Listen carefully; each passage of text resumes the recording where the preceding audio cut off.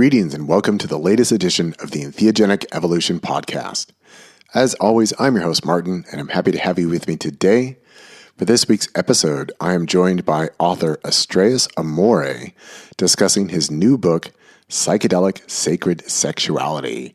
We had a nice conversation last month, and I'm happy to bring it to you on this week's podcast episode. But first, a few announcements before we get there. First off, I'd like to thank Nick, who has made another contribution in support of the Entheogenic Evolution podcast over this past week via PayPal. Nick stops by every once in a while and leaves a few bucks in support of the podcast. So thank you very much, Nick. Your ongoing support is always welcome whenever it arrives here on this end. Thank you very much. Also, want to thank and, of course, congratulate Philippe, who has joined as a new God Molecule level supporter over at my Patreon page at patreon.com/MartinWBall. At the God Molecule level, that gets Philippe a 1-hour monthly consultation with me via video call, and also gets him a couple free gifts that are available exclusively to my current patrons over at my Patreon page. If you would like to support this podcast, which of course is always encouraged and welcome, you can stop by my personal webpage at martinball.net and use either the PayPal link or the Patreon link that are at the top right of that webpage, which I have currently updated recently. It's got my latest book up there, 5-MeO-DMT Integration, Embodying Non-Duality is Not What You Think, which the audiobook is now in production. I did start it over this past week, and I have the first few chapters done. Still, obviously, have a bit more to go, but I am well within my target of releasing the audiobook this spring. So that'll be coming in not too long. And of course, the new album that I created in order to support the audiobook and will be included in those chapters is now available and should be out on all streaming services soon over at Spotify and YouTube Music and Apple Music and all those places. My new album is entitled When the Beauty is All That Remains, and it's also over at my Bandcamp page at martinball.bandcamp.com. Sorry, having a little trouble speaking this afternoon. And you can also find that at my personal webpage. It's both at the front page at martinball.net and, of course, on the music page with all of my many, many, many other albums. Also, here is just my weekly reminder that I am available for 30, 60, and 90-minute consultations via video call to help you integrate your entheogenic experience from a non-dual and energetic perspective. If you would like more information about my consultations, you can go to www.nondualentheogenicintegration.com or just shoot me an email at martinwball@gmail.com and I can get you on the schedule and we can have a conversation and talk about it and help you out. And let's see. Hope you have enjoyed the first few chapters from the Solendarian game, and perhaps you are reading along with the AI Imagined Art Illustrated version.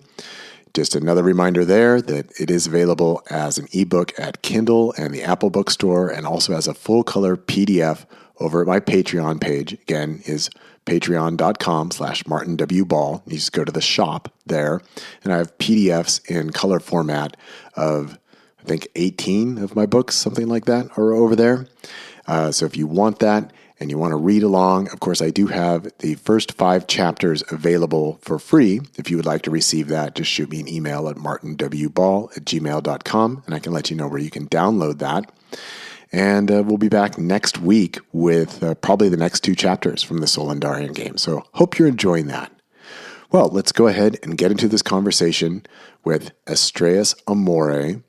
His book, which we are discussing, is Psychedelic, Sacred Sexuality, and he also has a website of the same name, psychedelicsacredsexuality.com. Hope you enjoy. Okay, well, I am welcoming on to the Entheogenic Evolution podcast author Astraeus Amori, which is not his real name, but that's the name that we're going to be using in the podcast today, and that is the pen name that he's using for his new book, which we're going to be talking about. The book is entitled Psychedelic, Sacred Sexuality, Explorations to Ecstasy and Oneness with Your Lover. So welcome onto the podcast, Astraeus. Thanks, Martin. It's great to be here, and I appreciate you inviting me on. Yeah, so I think we've got a whole bunch of different things to talk about today. But if you don't mind, I would just like to ask, how'd you come up with the pen name?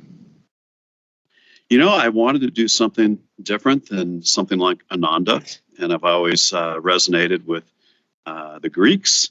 And I was just kind of researching what would be a good Greek name, and Astraeus, who is related to the god of wind and the four directions, really resonated with me. And then Amori, meaning love, Yeah. also felt like a good way to tie that into a name on to a book title on psychedelic sacred sexuality. So it all fit well for me. Yeah. So I wasn't familiar. So Astraeus, you say, is the god of wind? Mm-hmm. The Okay. Greek god of wind, and I believe the four directions as well. And yeah, he's in the pantheon of Greek gods and pretty well recognized, but not as big as Zeus and some of the other more well-known gods. Yeah. There. I had never heard it. I assumed that it must have something to do with astro, as in like outer space or something like that. So I was thinking, oh, is it like cosmic love or something like that? But no, I'd never heard the name Astraeus before. Yeah. It was nice to find it, and actually, I was using AI to help find a bunch of different names, and that one just resonated with me. So. Yeah, well, it's a nice one. Double A, AA, and then you get listed at the top of the alphabetical listing, right? Yeah, that's true. I hadn't thought about that. Another bonus. And so maybe just expanding on that a little bit. Of course, in writing, people have been using pen names for a long time. There's nothing new about that. I mean, even going back into ancient texts, a lot of times a pen name was used. It was not people's actual names. And it gets used a lot these days, of course, in music. That's another place where people have, a performer's name or something like that. But here with the publishing of a book about psychedelic sacred sexuality, going off the assumption that the use of a pen name is more for your own protection of your own identity. So maybe if you could just tell us a little bit about the thinking behind that. Yeah. Well, I mean, the reason being is I'm a functional medicine provider, and physicians have big targets on their back. So if we talk about things such as psychedelics, there's unfortunately a lot of conservative individuals that are out there that are, kind of looking to take us down. Unfortunately, it's a dark world that we exist in right now, and people, instead of coming together and trying to understand and love each other, they seem to be all about being divided and attacking one another. So one of the main primary goals of the book was to discuss how can we come together through love and oneness, and how can psychedelics help trend us within our own country, within the world, towards understanding and creating greater empathy and love towards one another. So while I'm always understanding, I think it's unfortunate that many others in our country are all about attacking each other and being victims and blaming others instead of accepting their own responsibility for their actions, right? Yeah, it's a big part of our culture right now, and certainly the psychedelic world is not immune to that in any way, shape, or form. It's a big part of what's happening out there in psychedelics as well. So, and even this, I just want to mention the door blowing off in your backyard, more or less, right? From the Boeing airplane recently, there's like 20 lawsuits going against Boeing for that. And granted, it wasn't a good thing to have happen, but nobody was injured, nobody was hurt in that particular accident of the door malfunction. Yet everybody's like, oh, I'm entitled to X thousands of dollars because the wind messed up my hair or whatever, right? So that's the mentality. Let's just sue everybody instead of, saying, hey, let's just make this right. Let's not allow this mistake to happen again. Yeah. So before we get into the topic of psychedelics and sexuality, I was hoping maybe you could just tell us a little bit about your work as a doctor in functional medicine. And I thought it'd be a good opportunity just to describe what functional medicine is for anybody who might be unfamiliar with that term or what that would mean as a physician. Yeah, great question, Martin. So functional medicine is the pursuit of the root cause of a disease or an illness. So, for example, if someone is suffering from pretty severe anxiety and they've had a history of multiple traumas in the past, then the root cause could be PTSD.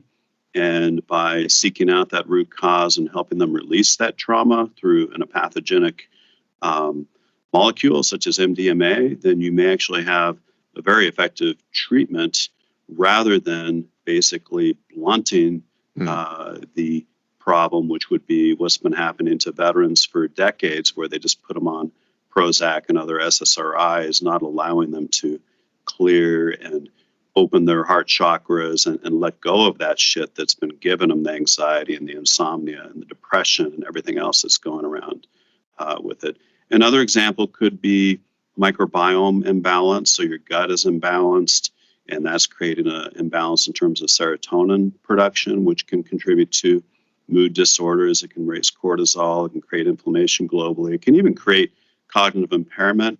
So by addressing the microbiome through some tests where we look to see if the gut bacteria are balanced and you've got good bacteria and not too much bad bacteria, what we call dysbiosis, then we're able to get people in a functional state of balance, and then the other systems are functioning well and there's reduced inflammation. Much of what we do in functional medicine is looking for ways to enhance mitochondrial function and reduce inflammation, but then also address the mind-body connection in a very deep way. But what happens in regular allopathic or modern medicine is instead of putting out the fire, they're opening the window to let the smoke out. So they're not treating the underlying fire, they're just treating the symptoms. So it's really about going to the root cause, as mentioned. So it sounds like from what you've already shared that you see a place for therapeutic use of entheogens within the realm of functional medicine, as the example that you gave was treating PTSD, perhaps with, say, an MDMA therapy session to relieve the root cause. So do you see that as a possible window for where psychedelics might find applicability within the standard medicine, or functional medicine, I should say? Absolutely. And yeah, thanks for bringing that up. And that's one of the reasons I'm a huge advocate of psychedelic medicine is it does address the root cause in many cases, particularly with MDMA. And I'm so happy that, hopefully it's going to be available again this fall through the helps of MAPS and Rick Doblin and whatnot, although it's not the best situation where it's having to be invested through a commercial corporate pharmacy. At least it's going to be out there both in the underground as well as above ground. But yeah, I think MDMA is a prime example of treating the root cause. And I think many of the other psychedelics have some potential to work that angle as well. And ketamine, which I offer in my practice, actually has a fairly good impact on the element of PTSD, not as profound as MDMA, but ketamine can also help with depression and anxiety. So it can kind of hit a few different things at one time. And another cool thing that's happening is we're looking at the stimulation of brain-derived neurotropic factor with many of the psychedelics. So when we look at these crappy drugs like Aricept that are out there that are acetylcholinesterase inhibitors to treat Alzheimer's, we're not treating the underlying issue. Whereas if we do something like ketamine, psilocybin, LSD, et cetera, we're stimulating brain-derived neurotropic factor, helping with neural regeneration and treating the underlying root cause. So there's a new study happening right now looking at ketamine for the prevention of early Alzheimer's and actually even reversing early Alzheimer's. So it's always been a big concern of my older patients, how can I help reduce my risk of Alzheimer's? And we're actually working on a newsletter that's going to talk about that exactly. Interesting. Yeah. So it sounds like, just from what you've described here, that this has been a long-standing interest of yours, though I could be wrong. So that was kind of my next question is, have you recently gotten into this topic after having pursued a long career in functional medicine and now looking at psychedelics, or has this kind of always been part of your interest and part of your wheelhouse? And say now with the publishing of this new book that you're kind of communicating more around that. But I'm just curious for yourself, because obviously I do talk to a lot of people who are doctors who are kind of just now, because there's been so many studies done, and of course with all the conferences and all the information that's out there now, that a lot more doctors are being open to ideas of psychedelic therapy. But I get the impression, and also having read your book, that you have perhaps a more long-standing interest in these topics. Yeah, very long-standing. My functional medicine, integrative medicine interest goes way back to probably about 1998, maybe 99. And I actually taught integrative and functional medicine to family medicine residents. So I was passionate about that topic. And then it was probably maybe a few years later, 02, 03, that I really started studying shamanism with Don Oscar Mira Casada with the Pachacuti Mesa tradition. So I became very interested in shamanism, and thus, participated in ayahuasca, wachuma, and other ceremonies in Peru and whatnot. And through the deep dive with shamanic ceremony process, I've developed an interest in all psychedelics. Of course, did I do mushrooms when I was in college? Yes, all that too. But I would say, in terms of the more mindful deep dive process of working with psychedelics, that's probably been ongoing for 20 years. So yeah, I'm not a newbie to this at all. And it's always been something that I've been diving into and experimenting with. And now, a lot of my psychedelic field work is looking around combinations with entheogens and empathogenics and whatnot. So I'm going much deeper, looking at combinations of things like MDMA with 2CB and whatnot, just to really figure out the nuances of how deep can I really go with this. Yeah. So you have ample personal experience, long-standing interest in it. So what inspired the idea of putting together a book specifically about psychedelics and sexual experience? That even it's interesting in the modern psychedelic movement that it still seems somewhat of a taboo subject in some ways, the discussion of sexuality and psychedelic experience. It's very sad that it's taboo. And if we go back to the ages of Tantra and even pre-Tantra, when we look at the ancient temples, there's plenty of imagery carved into these ancient temples that are purely, sacred sexuality, deep levels of Tantra. And why did it suddenly become taboo? Is it related to the church controlling our perceptions on this as a society? Is it the unfortunate elements of the Me Too movement? I think it's kind of a combination of everything that's happened there. But I think that if we look at sacred sexuality and psychedelics in a way that is very conscious and respectful, and we have consent, and we're able to utilize it in a way that is looking at opportunities to connect us to oneness, to states of bliss, and to states of ecstasy, then it is something that I hope that everybody can experience. And I can't tell you how many times I've told my partner, oh my God, I just wish that everybody on this planet could experience this high state of ecstasy and oneness and merging that we do. How can I get this word out so that other people can experience this? Because you just can't go that deep with breath work and every other thing that you may want to combine in Tantra without the application of things like MDMA and psilocybin and 2CB. It just takes it not one notch, but at least 4 notches higher, in my opinion. And you probably feel that too, right, Martin? Yeah, that's of course why I wanted to have you on the show, to be able to talk about this, because I don't think it's really talked about enough. And all the sociological studies at this point in time are saying the younger generations, they're actually not only suffering from social isolation, lack of friendships, lack of meaningful connections with other people, and suffering from high rates of depression and just loneliness. But also there's a lot less sexual activity that is taking place for people across all ages, also very importantly, including younger people who might be of childbearing age. So a lot of societies are now kind of suffering from people not engaging in sexual activity. And, when we're talking about psychedelics and we're talking about all these benefits of reconnection and being in touch with yourself and being in touch with the oneness of,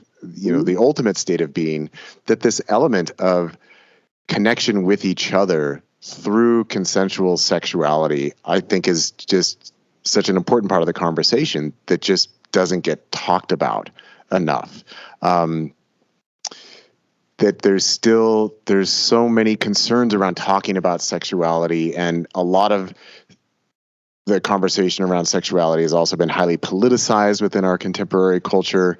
So it becomes a subject that people just aren't comfortable with. And I think that it's worthwhile talking about, and especially you've already mentioned the roots of Tantra, that, when we look back in ancient India from where Tantra originates, and as you mentioned, we can go and we can see the ancient temples, we can look at the ancient texts, and a lot of this got ritualized into different kinds of meditations and visualizations within Indian culture, Tibetan culture, where no actual sex was practiced. But when we go back to the roots of this stuff, they were using mind-altering substances, and they were engaging in sexual practices, actual sexual practices. And as you say, I know these days a lot of people are into breath work, and people like to claim, I can go just as deep with breath work. And my response to that is generally, yeah, I think you're full of shit. Like, I don't buy it. Yeah, I don't buy it at all.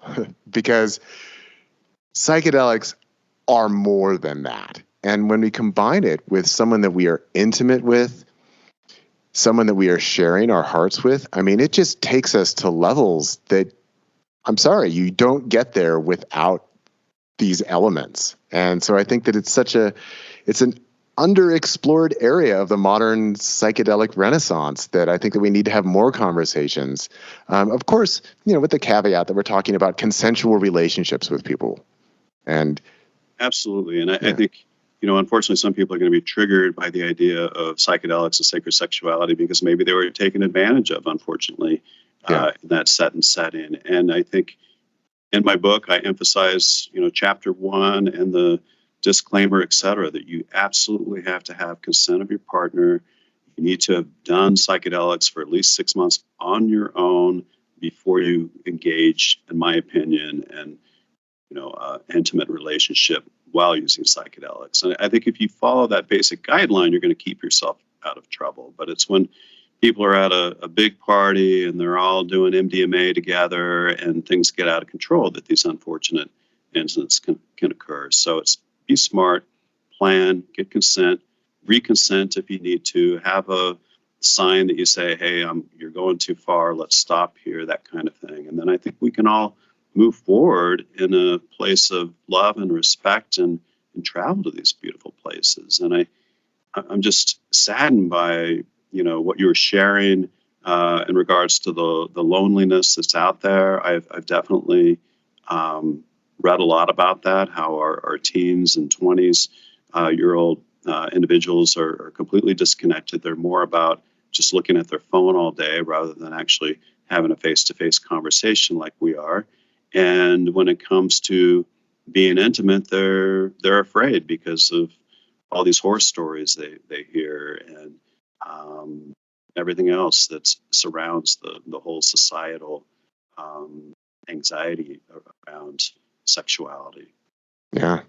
So I think yeah, just in agreement with what you're saying there, I think it is really important to make a distinction between consensual sacred sexuality with someone that you are consenting with, that you've had conversations around, that you are intentionally exploring this avenue together, versus people being taken advantage of, or people being given something without their consent and then somebody abusing them. That we're talking about something different. And still today, they're probably, I would imagine that most of my listeners have probably heard the terms of sacred sexuality and might have some understanding of what that is. But still, there are people out there who definitely have the idea that sex is base, it's animalistic. That's something that traps you in material form, and that's not sacred. That, there's these ideas of the sacred should be something pure, something that is not carnal, something that does not involve the body in various ways. And that's a trajectory within Western culture for a long, long time. So this idea of sacred sexuality is still kind of transgressive for a lot of people. And so you do have a short section in your book where you do talk a little bit about the roots of Hindu Tantra, Buddhist Tantra. You even mentioned Jain Tantra, which is almost completely unknown by most people, I would imagine. And then also you make the distinction of Neo-Tantra and or modern Tantra or Western Tantra. So I wonder if you could just tell us a little bit about maybe even your own introduction to Western Tantra, which is ultimately is very different from Buddhist and Hindu Tantra. So this is kind of a little sort of a bit of a conversation that I had with your assistant who contacted me and, said, well, I do have my PhD in religious studies. I'm familiar with these traditional forms. But maybe tell us a little bit about what Western Tantra is. Like, we've already discussed that I'm here in Ashland, Oregon. There's a lot of people here in Ashland who are into sacred sexuality and modern Tantra, but it's different than Buddhist and Hindu Tantra. So maybe share your own interest in how that developed for you. Right. Most of it was reading many of the texts that are available. Also doing an online course. I think it was with ISTA. And then, while I haven't done any of the live courses, I've definitely done a ton of field work with my partner in terms of tantric massage, energy work. Sound healing is a big part. I love to work with Tibetan bowls and crystal bowls, all sorts of other elements of partner yoga, which I talk about in the book. And I could have someone in kind of a downward dog and chiming the large Tibetan root chakra bowl to kind of activate some of the energies there. So my form of modern Tantra is definitely it's modern or neo-tantra and incorporating sound healing, incorporating, the psychedelics and being more in a intuitive flow with it all. And what I've found is that if we get in our mind while we're trying to flow into this state of oneness and intimacy with our partners, that then we're taken out of the whole experience. So the beautiful thing about working with MDMA is it naturally flows. So many of these positions that I found that are tantric, many of these positions that I found that are partner yoga naturally occurred without looking in a book. And it was just because we were wanting to connect our root chakras together in one way or another, whether it was interlocking our legs and feeling our perineums together, or doing sound healing on our root chakras together. So I think that we can read these things, but really what it's about is the individual finding their own path and finding what works for them as a couple, rather than getting in this head game of, this is what I need to do. I need to start with the breath. I need to start with eye gazing, whatever. It's like, no, just do what feels right and natural to you. Read some of the conceptual, philosophical, spiritual ideas between, Western, Tibetan, Hindu, Tantra, etc. But use it just as a mind-expanding opportunity to give yourself some ideas to play with, right?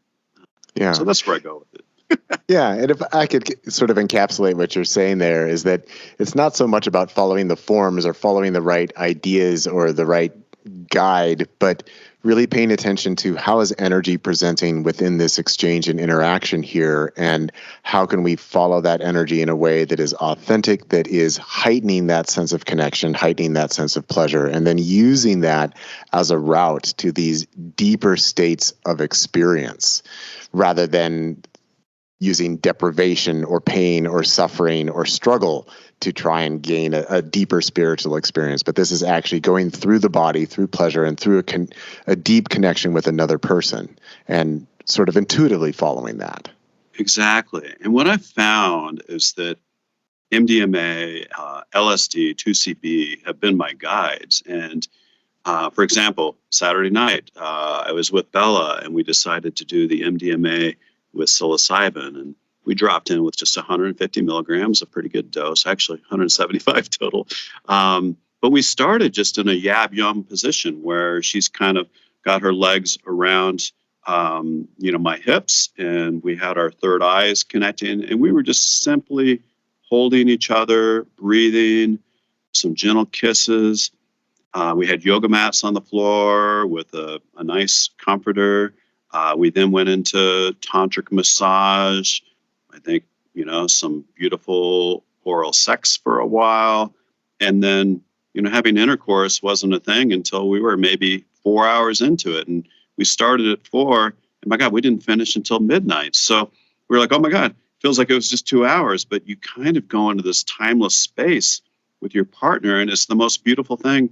And you're not worrying about what the fuck you're doing. You're just in flow with it, just feeling from your heart where you need to go next. And I think so many people are all about doing the act, doing this, doing that, like these stepwise checklist bullshit things, right? It's like, no, let go of all those preconceived notions and just be in flow with your lover. And so what I found is that MDMA in particular has really taught me how to be in flow while I'm on it, but it's also taught me while I'm not working with these medications to be in better flow, because it's kind of opened up my heart and created this neural rewiring in a way to where I know where to go more intuitively. So I think it's a powerful teacher, probably more powerful than somebody going to 10 years of tantra classes just by working with LSD or MDMA. Crazy as it sounds, right?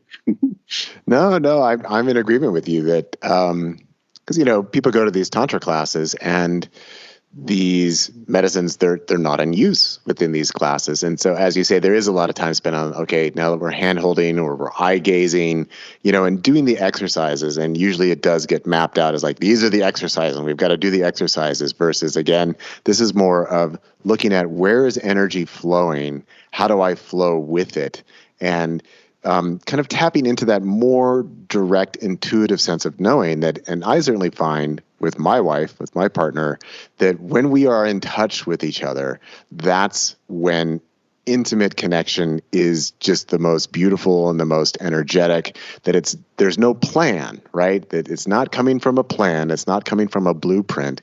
It's coming from, we are allowing each other to feel each other, to be enmeshed in each other's energy fields, and then moving from that place and really paying attention to how each of us is responding in the moment, and using that as the guide, and then taking that sense out into the world about how am I moving through the world, how am I interacting with the world, coming from that more intuitive flowing place, that energetic presence, or coming from a plan, coming from a sense of X, Y, and Z, this is what I got to do, so it opens up that world in just, it's such a beautiful way, I think. That's exactly it. And that's what I've learned, particularly I'd say over the last 5 years as I've dived much deeper with it. And if you've read Stealing Fire by Jamie Wheel, he talks about being in flow states. So what I think is, we want to be in flow state with our partners and our wives. And by doing so, we can then travel to states of ecstasy and oneness. But if we're on a checklist, objective, spreadsheet, it's not going to happen because we're too into our conscious mind. We're not going into that primal, deep state of knowingness and intuition. So I definitely encourage everybody listening to be in flow and not to worry about it. Just have fun with it. Yeah. So living a life of practicing this is very different than writing a book about it. So what inspired the idea of, I'm going to write a book on this topic. I'm going to share, and not only write a book about it, but let's be clear. This is not a book for kids to read. This is graphic. Not in an overly over the top way, but that you are very exposing of yourself, of your own experiences, in describing different sexual acts and practices, and that's something to share. So what convinced you that you wanted to put this all into a book and not only communicate what is the benefits of this approach, this psychedelic approach to sex, but also include your own personal experiences and stories? Yeah, again, I'm a very altruistic individual, and I really, truly wanted to share the love with the world. And I wanted people to be able to experience these states of ecstasy. And I feel this element of, oh my God, I just want everybody to feel this deep level of love. And I am, observing just all this hatred and darkness around me. How can I shift the consciousness of our country, of the world? How can I shift us to a greater level of awakening through sacred sexuality? And I know we can awaken through meditation, connecting to nature, going to these retreats and whatnot. But oh my God, we can awaken so much deeper by combining the elements of the divine masculine, divine feminine, and spiraling those energies, those kundalini energies, into a deep and powerful way that I feel can be radiated out in a way that shifts the energy of the whole planet. I really think that it's a lost art that needs to be rebirthed or remembered. It's all in us. And because of technology, because of social media, because of the human nature, we've lost that. If we look at some of our ancient civilizations, particularly, like the Egyptians, even like pre-Egyptian, if we look at like ancient Peru and Corral, they all honored the divine feminine and the divine masculine. And all of that has been lost. And now we're into all these weird things with pronouns and whatnot. Not that I'm against pronouns, but I think it almost creates another level of stressors and division if we don't use the correct pronouns. So it's like, let go of that stuff. Let's just all come together and be understanding and try to find that deeper level of love for each other through psychedelics, or at least through sacred sexuality. And if we combine those two things together, it's just turbocharged. Well, it certainly is. And, one of the things that I like to say about psychedelics that I think also is often missing in the modern discourse around psychedelics, because, there's a lot of focus on healing, overcoming trauma, and these, of course, have great value. But what we're also kind of missing within the mix is that taking psychedelics actually can also be a lot of fun, that you don't need to have trauma or something to fix in order to enjoy the benefits of psychedelics. And again, when we're working with our partners, psychedelic sex is actually a lot of fun, and it's kind of mind-blowing and amazing, and you will reach levels of experience that you really can't get on your own, because it comes from that intermingling of energies and that co-participation that is happening there. So I think that it's something that really is of value. And again, it's also fun, which is why some people are like, no, we want to make everything serious and everything's got to be solving a problem or something like that, or treating someone for something. But again, if we look at the sociological data, that people are actually really kind of divorced from their sexuality these days, and that this has been a long-standing problem in Western cultures.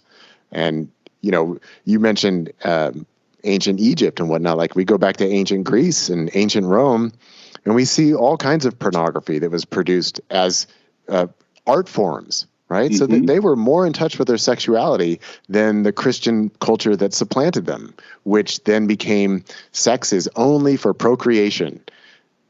right? And Yeah. really limiting. And it's only sacred if it's done in marriage and it's done for procreation, but it's not something necessarily for enjoyment, for that fundamental aspect of being a human being. As human beings, we are sexual beings. Right. And I think so much of what we need to do is return to some of our primal natures. And I often talk about rewilding ourselves. In other words, reconnecting to nature and getting out in the trees and earthing and hugging those beautiful redwoods that are just down the road from you. Yeah. Those are just primal things that we're missing when we're stuck underneath fluorescent lights and we're just in a shopping mall and we're just looking at our phone. We lose that primal connection to nature. So the beauty of doing psychedelics in nature is it just makes you love those trees much more. When I was at the Redwood National Park, not far from you, I was near Crescent City, I think, in that particular area, one of the state parks, Prairie something. Anyway, I asked the ranger, I was like, well, how long is this hike? And I'm with my girlfriend, and she's like, it's an hour and a half. And it took me 4 hours to complete it because I was stopping at every tree and just appreciating the beauty and, looking at the mushrooms on the floor and the slugs, those banana slugs that are everywhere. Banana slugs.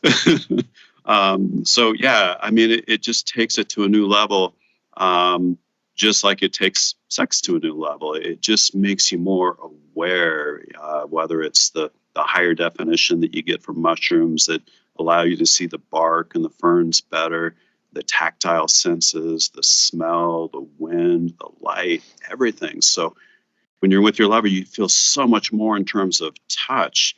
And if your lover is giving you a massage, it just feels 10 times better. You have a bowl of fruit and the strawberries and the blueberries taste like the best ones you've ever tasted in the world.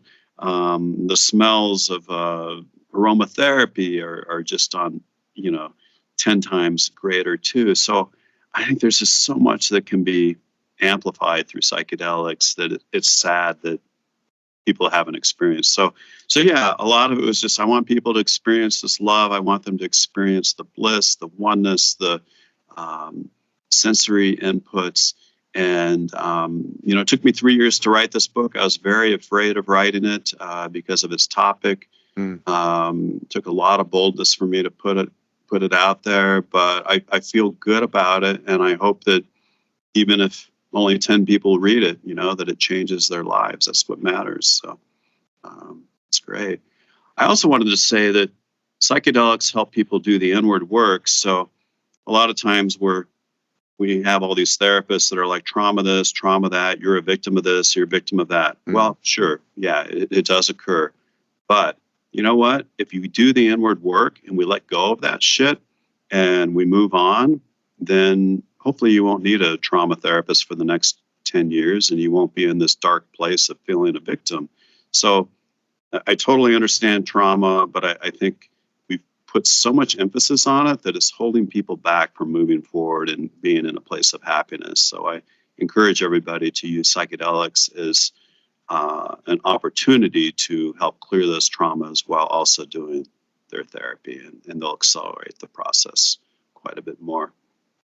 Yeah, and I like the emphasis that we don't necessarily need to attend to our trauma for the rest of our lives. If you attend to it, if you heal from it, now go out and live. Now, right. I visualize it like a thorn in your ass, right? And it's like, okay, do you want to feel that thorn in your ass for the rest of your life? Or do you want to pull that fucking thing out of there and say, you know what? I'm done with that. I'm moving on.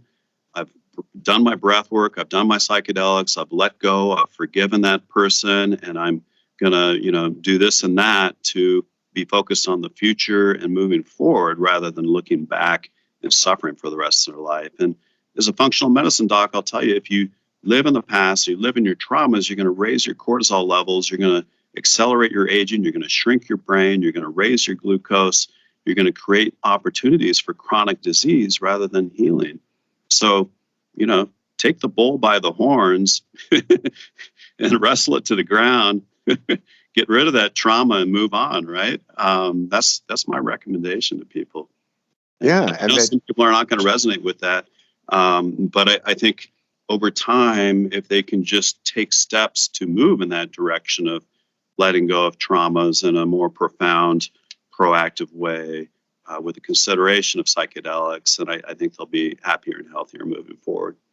yeah, and that having pleasurable experiences, having fun experiences, having these really deeply charged experiences can actually create a much healthier and balanced life. We don't want to deprive ourselves of the pleasures of being human. Yeah, there's lots of suffering that comes with being human. There's lots of problems, lots of things we can try and fix, but there's also a lot of pleasure and enjoyment in being a human. And the act of sexual expression with another consenting person is probably right there at the top of what we can experience in these embodied forms, and using them in ways that bring great pleasure, great ecstasy and enjoyment, and deepens the connection of love and appreciation for those who are our partners. Absolutely. And, we were talking a little bit about, the pleasure of psychedelics and sexuality. And I will say that, the orgasms are much more intense and pleasurable and ecstatic than what you would experience without psychedelics. For example, this weekend, as mentioned, I was doing the MDMA with the psilocybin, and towards the end, we were having amazing intercourse. But because MDMA can block your response to have an ejaculation in guys, particularly when you've done a high dose like I have, it can be like you're in this state of continuous orgasm and never releasing. But what I have found in my field work is that if my partner will stimulate my G-spot, which is my prostate gland, with her finger while doing oral sex, I will have the most mind-blowing orgasm that is 10 times more intense than what I would in a normal sexual release, just, through penile. So I think that there's these opportunities that people can experience if they're willing to go in that direction of more creativity that can intensify the orgasm, particularly if it's being, more difficult as a result of the serotonergic blockade of the orgasmic response that, we see with everything from Prozac to MDMA, et cetera. LSD doesn't do that, but MDMA and MDA are definitely, can slow that ability to release. Yeah, which is interesting because they also really, out of all these different potential psychedelics, they're the ones that really work the best in terms of sensual contact, and that it fits the mode very, very well. But it's interesting that it can interrupt the orgasm response. But sometimes it's so pleasurable anyway. It's like, well, even this is better than an orgasm on, in just in a straight state of mind. Yeah. Right. So it just prolongs the beautiful ecstatic state, and you're able to just be with each other. And then, when you're finally able to release towards the end of it, as the medicine's wearing off, it's just nuclear in terms of where you go. So it's all worth it in the end, right? Yeah. The way that I tend to think of both MDMA and MDA is that for men in particular, kind of opens the potential for them to have a sexual experience that, at least from my masculine body and perspective, seems to be more in alignment with what women are more capable of. Because men go through a period of excitement, then they ejaculate, and then they're done, right? Yeah. But when we're working with MDMA or MDA, you have these very, very prolonged periods of very, very heightened sexual pleasure, where women can naturally have multiple orgasms, or they can sustain that for a much longer period of time than most men can. So that by working with these molecules, we're actually opening up that possibility of kind of understanding the sexual experience more from that feminine perspective. At least that's my take on it. But do you have any opinions on that, or what would you say? Yeah. I totally agree. We're able to flow in there, and then I would say, for guys that are afraid of prostate stimulation with their lovers, I would say you're totally missing out, because the analogous G-spot that women have, which gives them a much, much more intense orgasm compared to a clitoral orgasm. The guy's prostate, if your partner can just kind of do a circular motion on it, over a period of 10 minutes or so, you will have the most profound release, on or off psychedelics compared to the usual just penile stimulation. So definitely be creative and don't be afraid of trying that. From a multi-orgasmic standpoint, I would say my favorite has been LSD. I'm not bragging, but I've definitely had nights where I've had 6 orgasms on LSD, and probably could have gone more. It just has this freakish ability to allow guys to keep coming and coming. So then that gives you an opportunity to experience what some women are able to do, which could be 6 to 10 to 20 orgasms in a night. So you're like, oh my God, I wish I could have that pleasure without LSD. So that's good. And then I think, I talk a little bit about, there's no shame in using sex toys to, enhance things a little bit too. The sound healing, et cetera. I mean, why not? Why not be like Dr. Ruth and have fun with it all and don't be constrained as long as you're being safe together and playful, right? Yeah.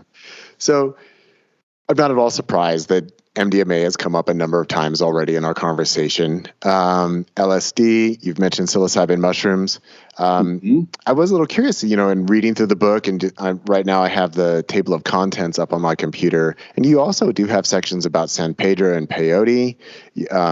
Cannabis, that's almost like, of course, if you're not using cannabis in your sexual activity, like you're just missing out. It's really easy. Go ahead, add that one in. But then ayahuasca, that's one that really kind of like, interesting. And if I'm correct, you have personal stories in some of these chapters, but correct me if I'm wrong. I don't think there's one in the ayahuasca section, but that was just sort of a curious one. And also ketamine.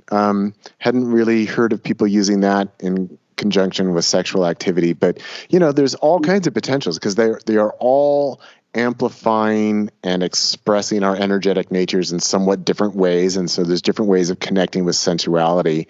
But I'm curious about some of these other ones, especially again like San Pedro, peyote, and ayahuasca, because there we are getting the potential where there might be some quote unquote getting well happening, which most people don't consider sexy. And like for me, ayahuasca, I never really purged that much on ayahuasca, just a couple times out of the many, many, many times I drank ayahuasca. But for me, it was more the other end that was the primary issue. It's like, it's time to go sit on the toilet because, there's some cosmic clearing going to take place here. So with these other ones, I'm kind of curious how you would approach those with sexual experience. Yeah. So ayahuasca, I definitely put in there that I wouldn't have sex with ayahuasca. I see it as more of a personal growth, inward work molecule or plant medicine is the better word for it, that enables us to be better partners and lovers and to be more present for them. So I see that as an opportunity where, you or I could go down to Peru and do a series of ceremonies and then come back and be more present for our wife or our partners. And I feel that because of its sacred nature, that grandmother Aya would not be real happy with the idea of people, doing sacred sexuality. But maybe I'm wrong. That's just my, take on it. San Pedro, I discuss, and yes, I have had amazing intimate times with San Pedro, which is in that mescaline family. And I feel that it can be held in a sacred sexual context, but with respect and in a mindful, sacred way with your partner. It can be quite the heart opener as well and can stimulate some amazing flow. It is a long acting one like LSD, about 14 hours. So you have to plan and do that a little bit earlier. And then peyote, again, I feel that one's in that sacred category like ayahuasca, and I would say only encircle, to use it for personal growth, to make you a better lover as a result of that inward work. And then one of my other favorites that I mentioned in there, but I haven't really had a lot of discussion on sacred sexual flow, but I may do it in a sequel book, is 2CB. 2CB is a very difficult compound to find. I've definitely been challenged to obtain it myself, but it is one of my favorites, particularly to combine with the MDMA. And I will do a low dose of MDMA, just 50 to 100 milligrams with 20 milligrams of 2CB. And I would say, they call that the nexus. I would say that is the most, by far, intense experience I've ever had in terms of heart opening oneness and just, wanting to merge with my lover. And I mean, it's so intense. I'm like, wanting to eat them. You're like biting my partner's butt and, put her whole breast in my mouth, that kind of stuff. You're just like, oh my God, I just want all of you. It's great. She loves it. Right. But it's just like the most uncontrollable, deep love that you could ever imagine doing 2CB with MDMA. And I think if you do the MDMA first, wait about an hour to 2 hours, and then do 10 to 20 of the 2CB, it's by far the most amazing experience on the planet thus far. Yeah, my experience with 2CB, it was just a solo journey for me. And I think that is the only time I've ever had the 2CB. A local friend of mine had, oh, here, I've got one for you. So I know you've been wanting to try it. So I got to try the 2CB, but I was all on my own. But man, when that thing came on, that was the most overtly erotic psychedelic experience, just within the context of the psychedelic itself. I mean, so I'm lying there with my eyes closed, and it just got so sexy. I mean, I am definitely attracted to the female form, and it was just all kinds of curves and bulges, and it was like, whoa, and just like overwhelming as it was coming on. And it was so erotic. And you definitely gotta do it with your wife, and definitely do a little bit of MDMA, and you'll see what I'm talking about. It's just beyond so good. And I think MDMA with LSD is a close second. Definitely a longer journey. The nice thing about 2CB is about 4 to 6 hours, but LSD is 12 to 14 to 16 or so. Yeah, but if you've got all day and nothing else to do, why not? Yeah, nothing wrong with just really enjoying yourself for a good long time. Oh, for sure.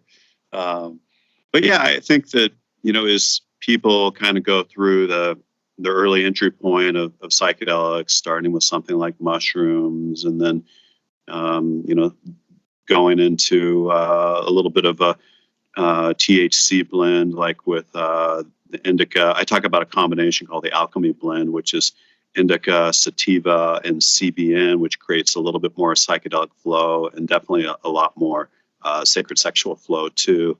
And then maybe moving on to the MDMA, et cetera, kind of doing it in a stepwise fashion.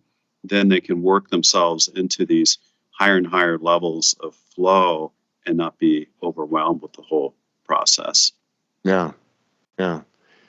And just mentioning cannabis again, that there used to be a product available here in Oregon, which apparently can't be found anymore, but it is actually a cannabis lube. It was specifically designed for women, that it would be absorbed through the sexual organs. And my wife was quite fond of that, but then it was no longer available. I don't know where it went, but I just thought that was a great product, and it was definitely for her, and she really enjoyed it very much. And that cannabis, for people who are kind of like, oh man, I don't know about taking psychedelics and having sexual experience, that I would encourage, well, try working with cannabis first if you're a little bit timid of these more intense, longer acting, more traditionally psychedelic substances. But starting with cannabis, that many people find that touch is just more sensitive. You feel more, and even for people who might be a little bit shut down sexually, that cannabis does provide a nice window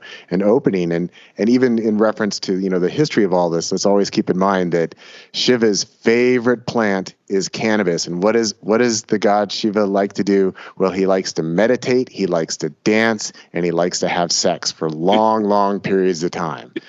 So these things have been going together for a long time. And even in Indian culture, a lot of this has been suppressed, I think. Yeah, it has. And we just celebrated Shivarati on Friday, right? Which is the merging of Shiva and Pavarati, the divine masculine and the divine feminine. So, I think they were so on to, the sacred sexuality thousands of years ago. And again, it's been lost. What I found, I had discussed with Daniel McQueen, who runs the Center for Medicinal Mindfulness up here in Boulder, different combination. He's like, Fred, try the combination of indica, sativa, and CBN, and you'll be blown away.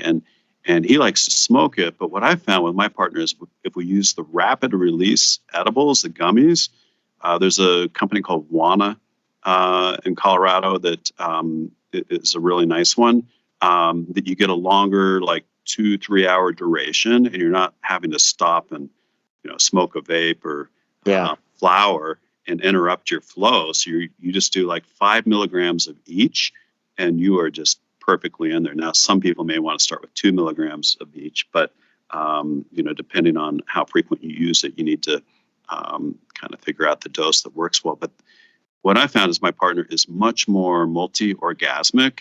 It takes like minimal stimulation, and she is coming left and right.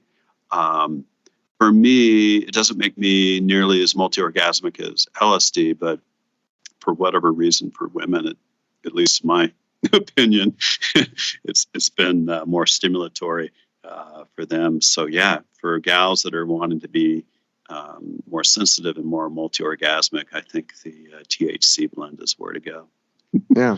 And since you mentioned Daniel McQueen, I'll just put out there for the listening audience, remind them that I do have an interview with Daniel from, I think it was probably last year. It's still up on the podcast, so you can go back if this is piquing your interest. If you missed that interview with Daniel McQueen, that it's still up on the podcast, and you can go find that.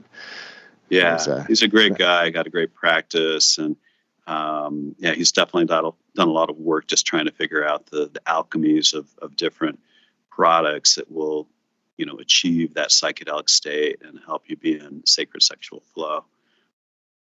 Right. And I discuss all that dosing in the book. And the other cool thing I have in the book is I worked with Ben Malcolm, also known as the spirit pharmacist.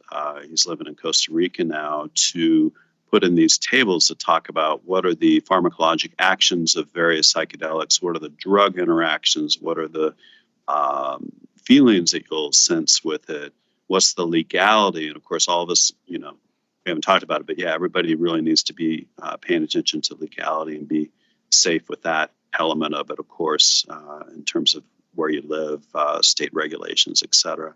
But having that intersection of science and spirituality in a book is rare often, so I've done all I can to put that balance in there for the reader. Yeah, and it's nice that you involved Ben with that. He's another one who's been on the podcast. I don't think that my interview with him is still up, because that was a few years ago that we did that. But he also is a great resource for anybody who's concerned about, I'm on this medication, but I want to take this psychedelic.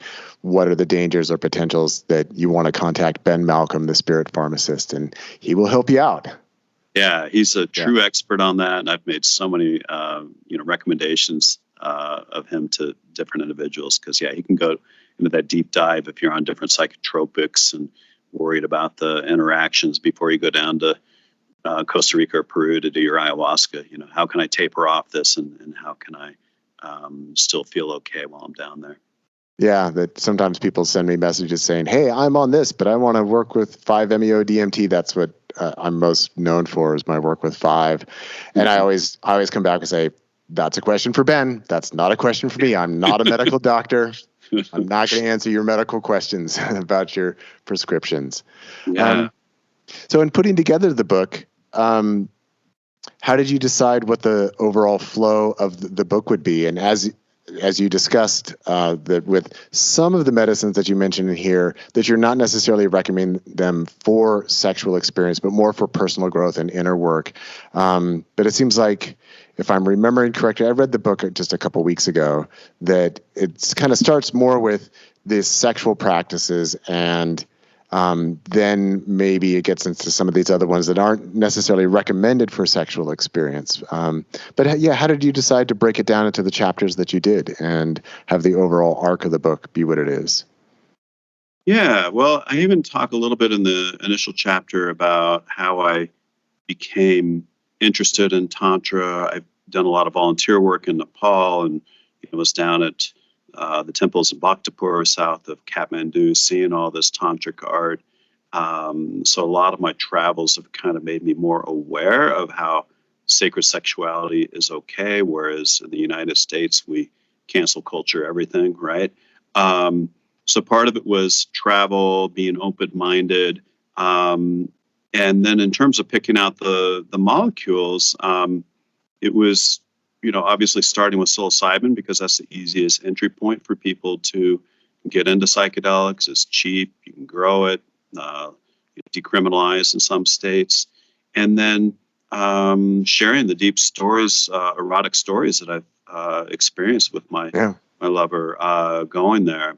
I think a lot of it was just being in flow with what I felt should be on the list, and sharing the deep stories and fun locations, whether it was Mount Shasta near you, where I've had some amazing experiences over the years, whether it was other exotic places like Tabacan down in Costa Rica, working with LSD in the hot springs, all these settings with psychedelics can really amplify the experience, and I wanted to bring that element in, connecting with nature while at the same time connecting with your lover and amplifying that experience with psychedelics. And then you can feel the elements of my shamanic experiences in Peru with ayahuasca and what I've experienced with that, with San Pedro and peyote as I share it. And I think, I do the best to share the experience and the wisdom. And then I just want, to open people's minds to trying it themselves, because everybody's going to have their own unique experience with it. I think they'll have some similarities, but the downloads they may get, the entheogenic, the empathogenic experience is going to vary from person to person just based on their genetic makeup and the partner they're with, etc. Yeah, and to help people get into this, here's where we can shift gears a little bit. You do have some illustrations, you do have some photographs, and as you know, something I wanted to talk to you a little bit about was the use of AI-generated images within the book. So you kind of have all these elements where there are drawings, photographs, and the AI imagery as well. So let's just talk about how you chose to go about illustrating the book and where these different elements come in. Yeah. So some popped up on my screen here. It was, I'm a photographer like you are, and I wanted to share some pictures like of medicine wheels, of the beautiful Mount Shasta in there, etc., because I wanted to maintain my anonymity. I don't have pictures of myself or my lover in there, but I did have sketches made, and I just had them modify it a bit, make myself look a little more buff, right? By an artist that was in Czechoslovakia, or no, Poland, actually, Iwa. And then I love working with Midjourney and Dali, and was just really having fun creating like the images of Shiva and Parvati, and creating these images of heart opening, etc., that I think would have been difficult to sketch out, but through the magic of putting the right prompts in with AI, you can use that as another adjunct to adding a lot of great content to your book. And I think in my case, I wanted more of a blend rather than all AI, and I feel it worked out well. How did you feel about the way I kind of interspersed AI with the sketches and some of my own photos? Did that feel pretty good? Yeah, it did. And the AI images, of course, they look great. The one thing when I'm looking at the PDF is my thought was, well, this really should be in color, at least for the PDF. Because I want to see the colors in these images, but they definitely look really good. And I think the black and white sketches, I think that they work really well. And then, of course, you do have some of your own photography in here. So I think that it all works well together. And I really enjoyed my project of creating the illustrated version of my novel, where I worked exclusively with Midjourney. And one of the things I wanted to ask you was, did you come up against the explicit content warning? Because sometimes, so there is psychedelic sexuality that happens in my book, The Solendarian Game. There are things that Midjourney would not let me illustrate, right? It's like, nope. And then sometimes I would have it, there are various times where my characters are naked. So I'm trying to create a naked image. And then there were even times where, if I found that if I scrolled the picture down, it would produce a naked image. But if you actually asked for that, it would say, no, explicit content warning. These are our community standards or something like that. So and I've run into that more and more. It seems like the censorship is going up, week by week in terms of that. Because we were doing a newsletter for my office and something else. We were like, generate a picture of a couple kissing, holding a heart. Yeah, I think it was a Valentine's thing, And says, sorry, we can't create an image of somebody kissing. I'm like, oh my God, what is going on? But then I put in an image of somebody holding an AR-15 and it would do it. So again, this shows you how effed up our culture is. It's okay to have a weapon of mass destruction in your hand, but don't be talking about kissing and showing a couple kissing. That's taboo, dude, I found that total hypocrisy of, it's okay to promote violence, but not okay to promote love and oneness and compassion. So just that whole algorithm that's being generated by ChatGPT and DALL-E and Midjourney is really kind of annoying me. I did want to mention I'll have to send you the ebook because it does have all the color images in there. So people download the ebook. It's all color, except for the sketches, of course. But yeah, I think that it's sad that, we can't create some kind of rated R image. Of course, we don't need the rated X to be generated by AI, but I think it's okay to show beautiful breasts and whatnot. But yeah, maybe to show detail on the genitalia is over the top. And I'm cool with that. Yeah, but it does seem a little bit too restrictive. I understand where the potential is with with the face swap, where you could take a real person, and so that's part of the protection is that we don't want to create an image of a naked person and then do the face swap from a real person onto that, because then we've got a deep fake porn image. But given that naked bodies are a fundamental part of art in and of itself, that just having these blatant restrictions that you can't produce an image that potentially shows a body part, even in an artful way, I do think is somewhat of a limitation with these programs. And I even found that there were times where I would get an image from Midjourney and then I'd download that because I wanted to use that in the illustrated version of the book. But then I wanted to use that same image as a reference for an additional image, and I would try re-uploading that image. And sometimes it would say, this violates our content policy. And I was like, but Midjourney made this image. I know. Well, and take, for example, you go to any major museum in the U.S., they're going to have a Renoir that has, breasted, beautiful Yeah. woman in there, right? You know, are we going to take down all the Renoirs because they've got breasts in there, or Titians, you know, some of the Italian masters? Are we going to go to the Louvre in Paris and take down the Venus de Milo? I mean, what the fuck, you know? This whole cancel culture thing is bullshit. We need to appreciate the beauty of the human body, whether it's the Statue of David by Leonardo da Vinci or the Venus de Milo or Renoir, and not demonize it. And I think it's just extremely unfortunate that happens. I mean, for God's sake, go to the Vatican, look in the Sistine Chapel. You're going to see some nakedness there too. So I don't understand where all this is coming from and how it's being translated into AI as it's not okay. So I would hope that if these people are listening in the AI world, they'll understand our concerns in terms of their censorship around that. But yeah, we don't want hardcore porn, but we want to be able to see the beautiful elements of the human body in a respectful way. Yeah, and that there's room for that, I think, in AI. I mean, it's all very new, so everybody's still trying to figure out, you know, what are the parameters of this. But I really do like the images that you came up with for the book, and I think that they work really well. I think it's a good example of how AI can be used as an adornment to a larger creative project that you have done here with the book. And I think that the images work very well with the text and what you have.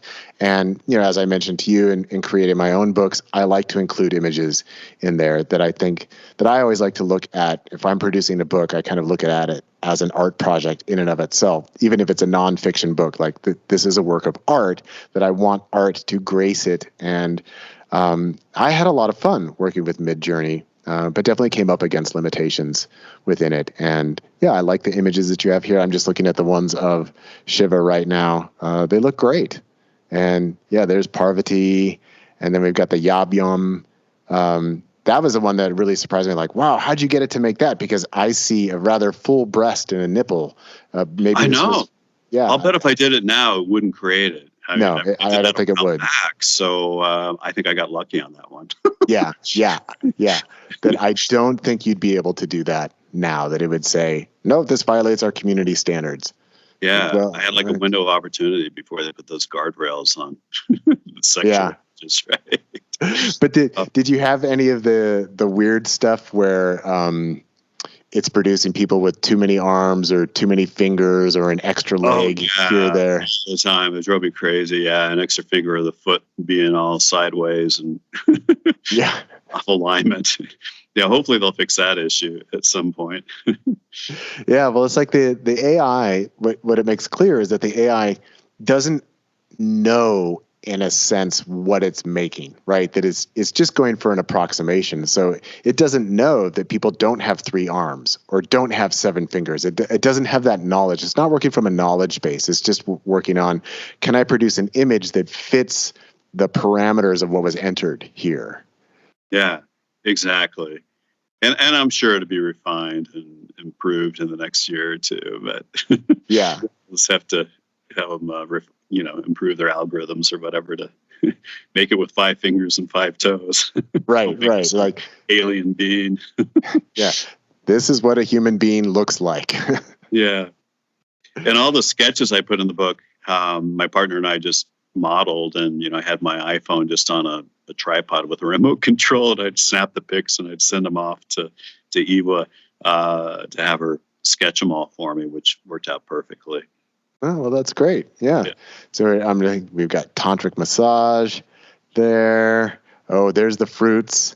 Oh yeah, yummy bedside treats. Yeah. So I think the images really work well within the book and help complement it nicely. Yeah. Yeah.